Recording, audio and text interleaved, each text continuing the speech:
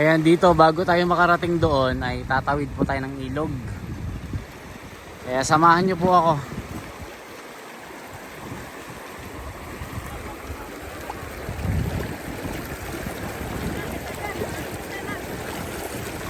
Ayan, lakas pala nito.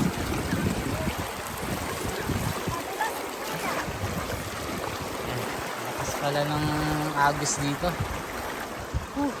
Ayan, thank you. Ayan, nakarating na tayo, te. Nakarating na tayo. Tayo po yan, nakarating doon sa Sa dulo pa. natin ng luya. Ayan, mga kababayan, napakalaking mga bundok yung nakikita natin dito.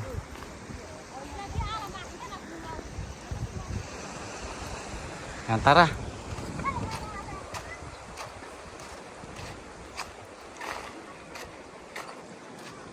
So malayo pa daw yung pinagkukunan ng luya. Yan, ito po makikita yung mga katutubo, mga kababayan, para lang makapagbenta ng luya. Ito po yung lugar kung saan nila kinukuha.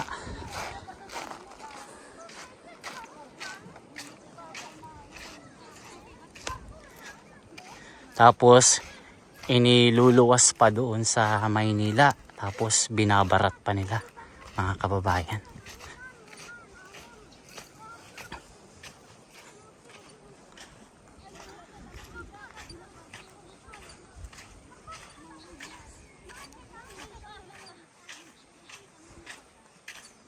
So, malayo pa lang nakikita na natin yung mga sako-sakong luya.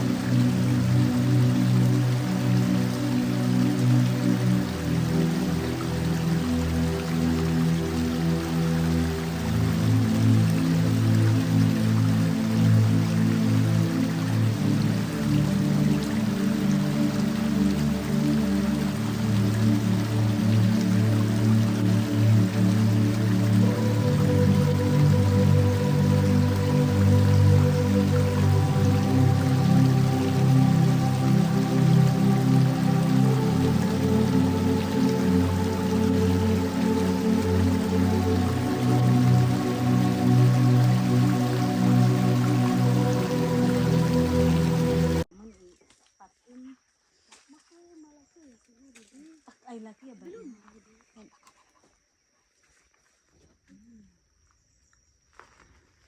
Kamatis po namin, kuya, maliliit po. Wala pa pong bunga. Wala pang bunga.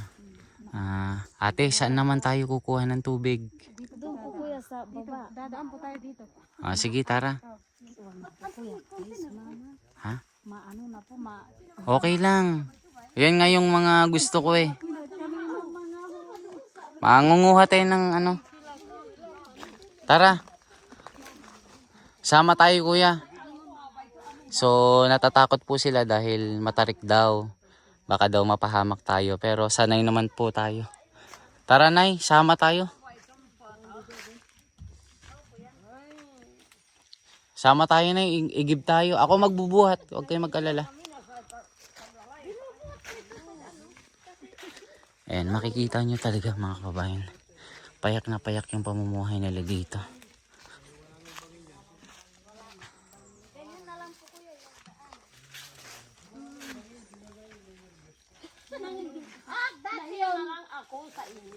So yung sapa mga kababayan, nandun pa sa pinaka dulo ng bundok. Itong kinaroroonan natin ay talagang mataas. So ganito po yung uri ng pamumuhay na meron sila. Kaya pagka tayo'y bababa ay talagang kailangan po natin ng matinding pag-iingat. Kasi po isang mali lang po natin ay talaga namang manganganib ang buhay mo.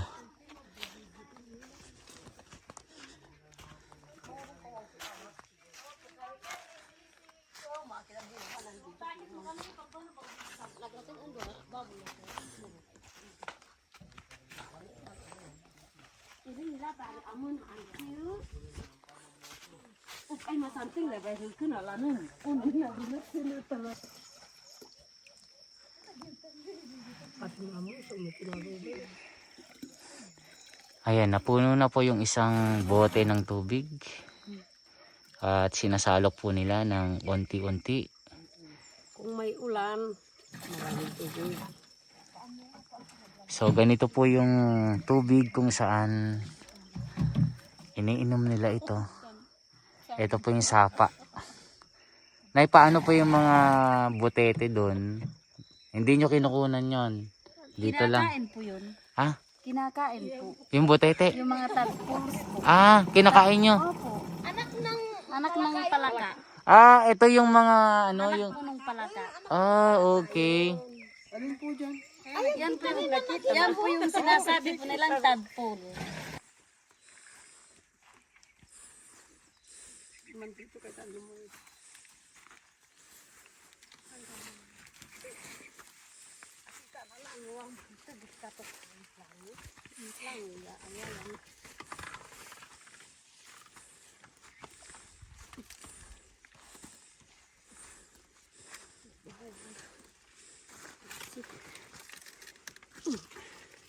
Achat orang hata mangansikan ko ako.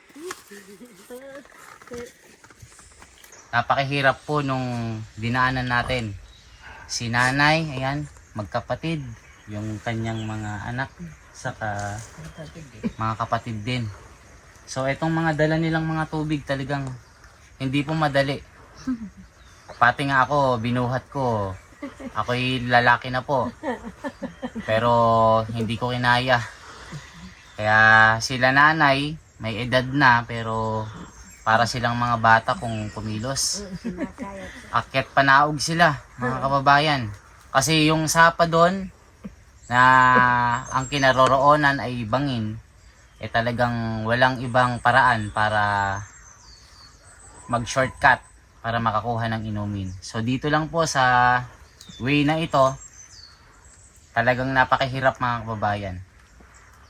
Kaya makikita natin sila kung paano sila kumilos, yung kanilang pamumuhay, paano sila nakakasurvive dito sa bundok na hindi gaya sa patag na nagsasayang pa tayo ng tubig. Pagka sobra-sobra yung tubig natin, tinatapon natin. Kahit dun sa lagayan ng lababo, tumutulo yung mga gripo natin. Pero sa kanila, bawat patakpo ng tubig sa sapa ay kanilang itinatabi. Kasi nga po, yung pagkuha ay talagang akala mo ginto na inuhukay po sa ilalim ng lupa. Ganun po ka-importante yung tubig dito. Kaya sa patag, pag napanood nyo ito, lalo na po sa mga kababayan natin na nasa ibang bayan, ito yung mga kapatid natin dito sa bundok. Ito yung mga kapatid natin na ita dito sa bundok. Ganito po ang pamumuhay nila. Kaya kung mapanood mo po ito, saan ka mang parte ng mundo natin, sana maantig yung mga puso nyo na pagka makita nyo sila na nagdadala ng kanilang paninda sa Maynila, eh wag nyo na pong tatawaran yung kanilang mga paninda, mga kababayan. At kung meron po kayong mga sobra-sobrang mga material sa bagay or meron kayong mga sobra-sobra sa buhay, Maaari nyo pong tulungan sila para kahit papaano maibsan nila yung kahirapan dito sa bundok. Kaya sana po lagi nyo pong subaybayan ang ating pakikisalamuha sa ating mga kapatid dito na katutubo para makita nyo po ang kanilang uri ng pamumuhay. Kaya mga kababayan, salamat po. Ako po si The Wonders Philippines na nandito para tignan ang kanilang kalagayan na hindi po naaabot ng ating lokal at nasyonal na gobyerno. Kaya mga kababayan, salamat po sa inyong suporta.